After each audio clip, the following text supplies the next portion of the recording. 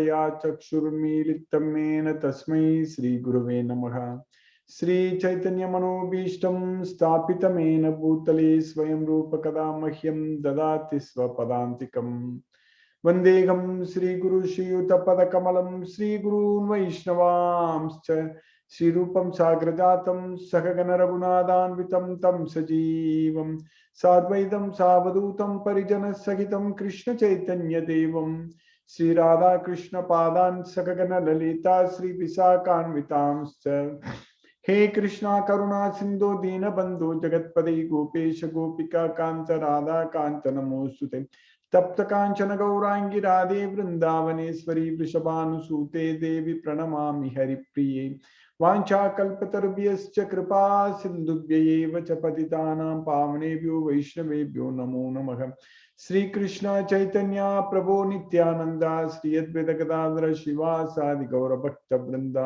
हरे कृष्ण कृष्ण कृष्ण हरे हरे, हरे राम राम राम हरे हरे। ईश्वरा परम कृष्णा सच्चिदानंद विग्रह अनादिरादिर गोविंदा सर्व कारण कारणम। हरे Krishna. By the causeless mercy of the Supreme Personality of Godhead, Sri Krishna, we are nicely studying Bhagavad Gita, the King of Knowledge.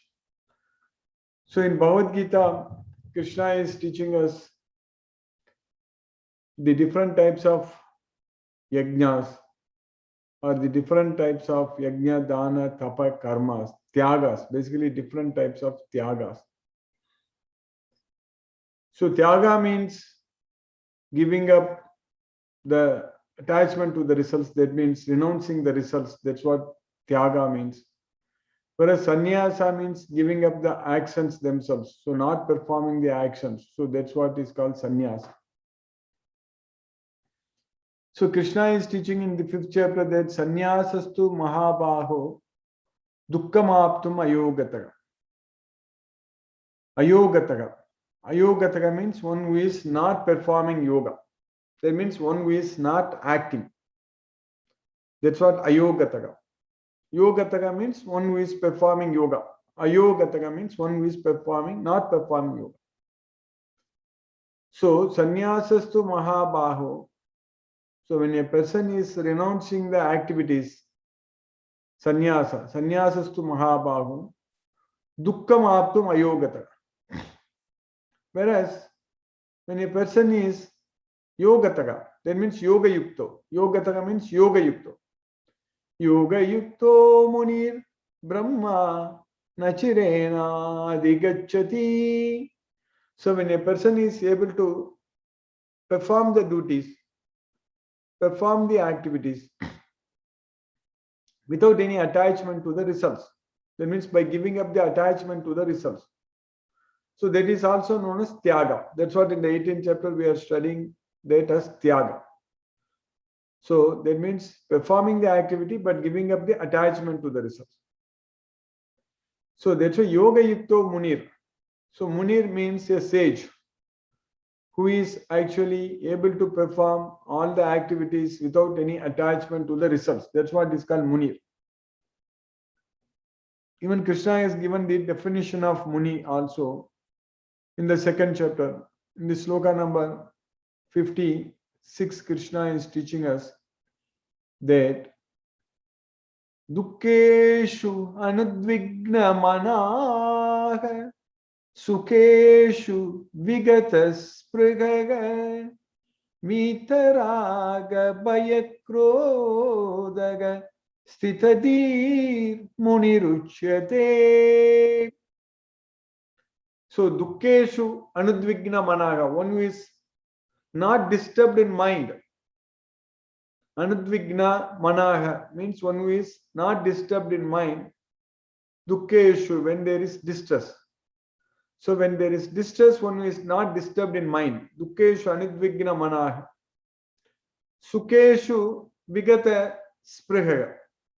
So sukeshu, when there is happiness, one who is free from elatedness. So basically enjoying. So jumping around. So when we get happiness, I got it, I'm happy, like that. So that means one who is equal in both.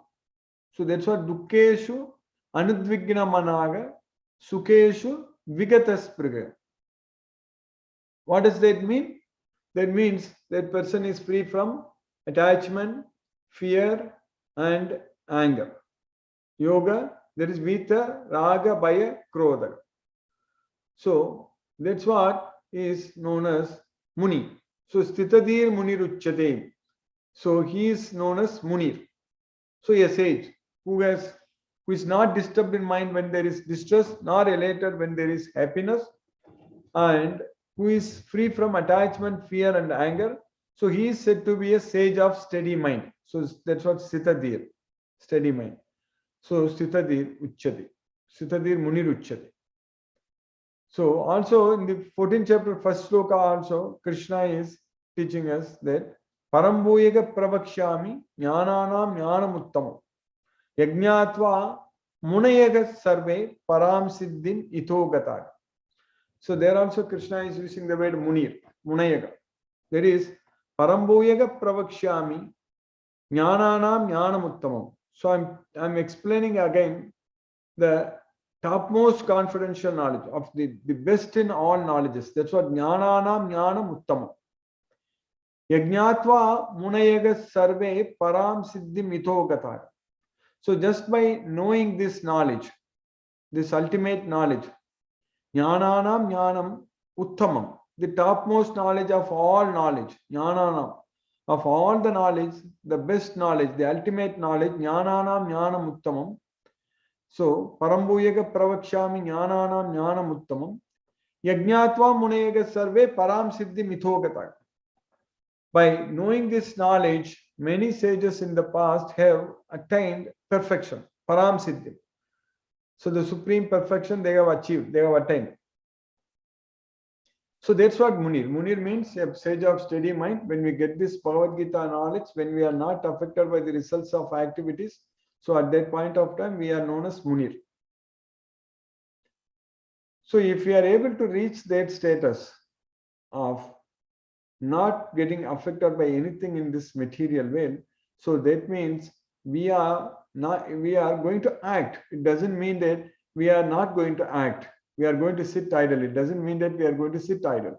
We are going to act, but without any attachment to results. So whatever we do, we will do it for Krishna. Anything we do, it is only for the satisfaction of Krishna. So at that time, we will be able to renounce the attachment to the results, not the results, not the actions, activities. We don't have to renounce the activities. We don't have to even renounce the results, but we have to renounce the attachment to the results. That's what is very important. So if we renounce our attachment to the results, then we are fine. That's what Krishna is asking us. So what does it mean that we have to renounce the attachment to the results? That means we should not be affected by the results. That is the proof that we are not attached to the results. If we are not affected by the results, then we are not attached to the results. So how can we make sure that we are not affected by the results? That means our mind is always attached to Krishna. Our mind remembers only Krishna all the time, not anything in this material way. So if we are able to achieve that status, if we are able to control our mind and fix our mind only on Krishna, not on anything else, so then we will be able to give up the attachment to the results and we won't be affected by the results. So then if that happens in our life, that means we won't be bound by the results. So if we are not affected by the results, then we will not be bound by the results. It's very easy. This equation is very simple, correct?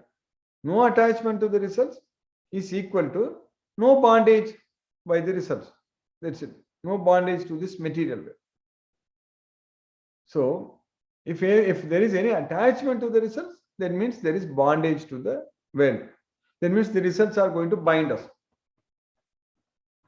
So when we are not having attachment to the results means we are actually going to use all the results in Krishna's service. not for our sense gratification. That's not the goal of our life, to act and get the results. All the results belong to Krishna. We only have the right to perform our duty. We don't have any right over the results. We know very well all the results belong to Krishna, the Supreme Personality of Godhead, Sri Krishna. So that means we should work hard, we should work nicely for Krishna. We should not sit idle, but we should utilize all the results in Krishna's service. So we have so much of service opportunities to please Krishna. A lot. We should keep serving Krishna all the time in our life. We should be always attached to Krishna only, not on anyone else, anything else in this world, because it is not going to help us, and everything is going to be temporary, and everything will come to an end, and ultimately at the end we will only meet with sufferings, miseries. That's what will happen. So the constant suffering in this material world will actually make our life very, very hard.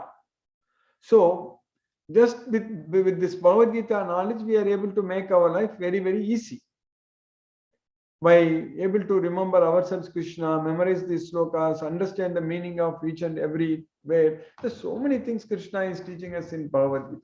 Everything Krishna is teaching us very, very nicely. In a way, anyone can understand. It's not at all hard.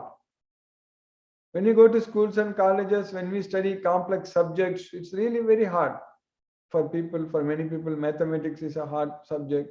So if we talk about integral calculus, differential equations, this and that, it is a lot of it. It's very hard. But still, we are studying. We are able to understand a lot of things. So in the science, in a lot of other things, also we are able to progress so much. We have understood so much. Even though we couldn't see the atom, we are able to understand that there is an atom. There is atom. Everything is made up of atoms. Even though we are not able to see the atoms, even though we are not able to see the electrons, we know that there are electrons. That knowledge is there. So the electromagnetic radiation, even though we are able to see, our visible region is very, very small, very, very tiny. That's it. Only about 400 to 700 nanometer. That's it. Our visible region of the light, the electromagnetic radiation. But we know that there are X-rays, gamma rays, X-rays, ultraviolet rays, so many other things, even radio waves and infrared waves, all such things we understand so much. So because we are able to study and understand the nature and able to understand the science very well, so that's why we have this technology now. We are able to communicate from far distances, and we are able to do so many things. So many things we are able to do. We are able to just send the signals to activate a lot of things. And these days it's so-called artificial intelligence, AI, and this and that. And so many things are happening in the world. But compared to all these things, studying Bhagavad Gita, understanding Bhagavad Gita is very, very easy. It's not at all difficult. It's very easy. Because Krishna has taught us so nicely, so in a very simple language. In Sanskrit, Krishna is using a very, very simple language actually. Very simple language. We can understand it so easy. Simple language in the sense, very simple words Krishna has used, and also it is songs. They are songs. This Bhagavad Gita is song, or it's the song of God. It's the song of Krishna. That's what is called Bhagavad Gita. It's Krishna's Gita, song of Krishna. And in these songs, Krishna is giving us the real knowledge, what we need to actually escape from this material world. So that means to act without getting affected by the results. So this knowledge only, this Bhagavad Gita knowledge only can actually take us to Krishna, can only deliver us from this material world. We can get liberation from this material bondage, material world, only by using this Bhagavad Gita knowledge. That's why Krishna is teaching that idam jnanam upashitya mamasa dharmya magataya. So if anyone takes shelter unto this knowledge, will attain my nature. So we will come to Krishna, we will go to Krishna. Just by studying Bhagavad Gita, understanding Bhagavad Gita, we are all set to go to Krishna. Without knowing this Bhagavad Gita knowledge, we are all set to suffer in this material world forever. That's it. Very simple.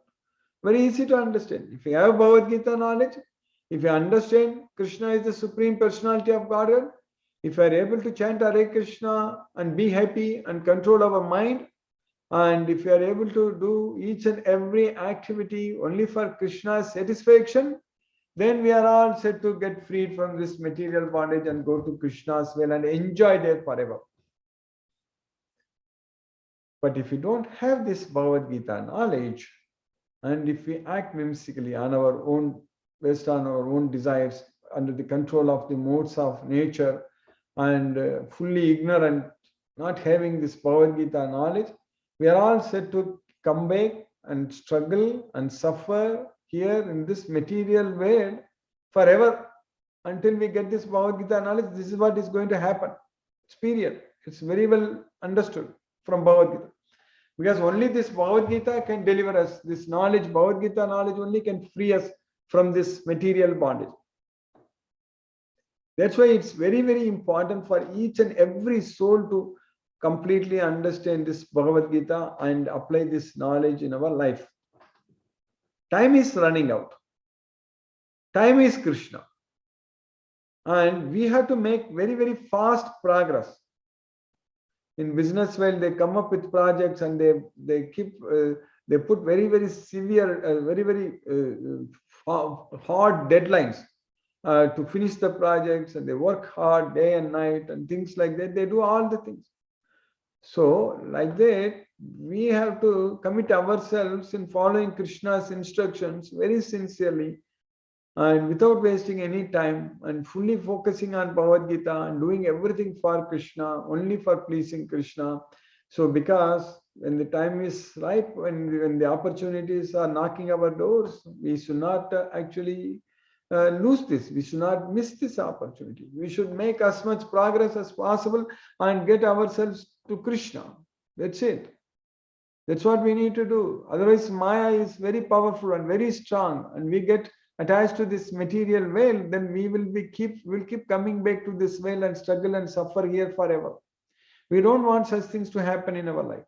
We don't want to be attached to anything in this material world. Everything is temporary. Everything is in this material world is the source of our misery. Everything, anything, whatever we see, whatever attachment we have, whatever attachment we get, whatever desires we have in this material world, we need to understand very well that all such things, everything is actually source of our miseries. That's what we need to do. Because they are going to make our life very, very miserable. We should give up all the attachments to this material world, completely, all the attachments. That is possible only by attaching ourselves to Krishna only. Otherwise, it is not possible. If we are not able to develop that love towards our Supreme Personality of Godhead, Sri Krishna, then it will not be possible for us to give up the attachments to this material world.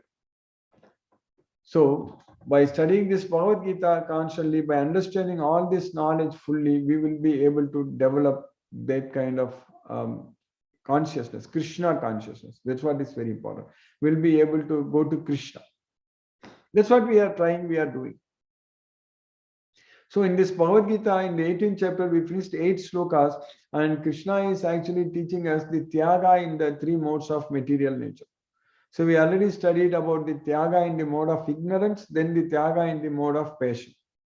Normally in the 17th chapter or even in the 18th chapter, the other slokas also, Krishna is going to teach us karma, jnana, sukha, everything in the mode of goodness, passion and ignorance, basically happiness. Action, knowledge, happiness in the mode of goodness, passion and ignorance. Every time Krishna first explains the goodness part, and then rajoguna, the passion, and then at the end tamoguna, ignorance. But in this case, Tyaga, Krishna is teaching first the tamoguna, and then the rajoguna, and then the sattoguna. That's what we are going to study today. So in the tamoguna, we studied, Krishna taught us that niyatasya tu sanyasaga karmano no papadyate mohatasya parityagas tamasaga parikirtitaga.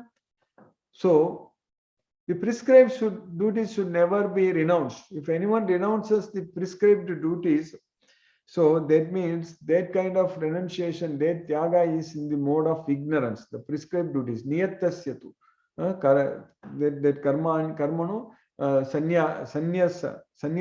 So if anyone renounces the prescribed duties, that is in the mode of ignorance. And then in the 8th sloka, what we studied, Krishna taught us that dukkam ityeva yat karma kaya klesa bhayatyajed sakritva rajasam tyagam naiva tyaga param labet. So thinking that it is dukkha, so it is distress, it is difficult, troublesome. Dukkam ityeva yat karma kaya klesa bhayatyajed. So by kaya klesa bhayatyajed. So out of bodily discomfort, out of fear of bodily discomfort. That's what kaya klesa bhayatyajed. So that kind of tyagam is known as sakritva rajasam tyagam naiva tyaga palam labet. So he will not get any results, any fruits of such kind of tyaga. There won't be any use of that kind of tyaga by giving up the activities, thinking that it's very troublesome and out of bodily discomfort. So now in the 9th sloka, Krishna is teaching us in the 8th chapter what we are studying. Karyamityeva yat karma niyatam kriyate arjuna sangam tyaktva palam chaiva satyagaga satviko mataga. Karyamityeva yat karma niyatam kriyate arjuna. So in the previous sloka, dukkamityeva yat karma. Dukkha means it is distress, troublesome. Whereas here, karyamityeva yat karma means it has to be done just as a matter of duty. That's what is main thing. Kriyate, niyatam. Niyatam means prescribed duties. So one who thinks the prescribed duties as a matter of duties, we just for the sake of doing, we should do it. That's what kriyate Arjuna. That means sangam tyaktva palam chaiva. Again, Krishna is using the word sangam tyaktva palam. So this is very important. This word sangam is very important. Krishna is not simply saying that tyaktva palam. So tyaktva palam means giving up the results. But sangam tyaktva palam. Tyaktva karma pala. Tyaktva karma pala sangam means giving up the attachment to the results. So here sangam tyaktva palam chaiva. So sangam tyaktva palam chaiva satyagaga satviko mataga. So that means by giving up the attachment to the results, so if a person performs the duty just as a matter of duty, so that kind of tyaga, that kind of renunciation is, the tyaga is in the mode of goodness. So that's what Krishna is teaching us. That is in the mode of goodness. So, O Arjuna, when one performs his prescribed duty only because it ought to be done, and renounces all material association and all attachment to the fruit, his renunciation is said to be in the mode of goodness. So that's what Krishna is teaching us. So now for us, we already discussed in the past also, when we follow Bhagavad Gita, everything we have to do, whatever Krishna says, in the mode of goodness. That's what is very important when we follow the instructions. So that way our swabhava will be able to free from our swabhava. We may think that, oh, swabhava means it's this again in the mode of nature. So then how when